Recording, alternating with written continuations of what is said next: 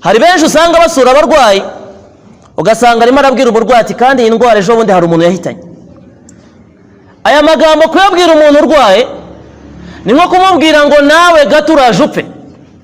Ibi byongerera uburibwe no kwiheba no kwiyanga wa muntu no kumva yuko atari buze kugira gute, atari buze gukira.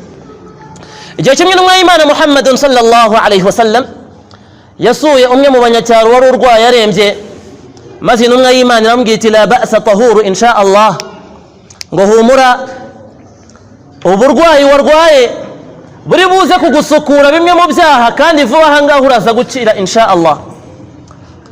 Wa mugabo aranje avuga ati yewe n'umwe y'Imana rwose wimbeshya, hehe no gukira, ubusaza burampitanye, uburwayi burandembeje, yewe nta kindi mbona uretse ko igihe cyanjye cyageze.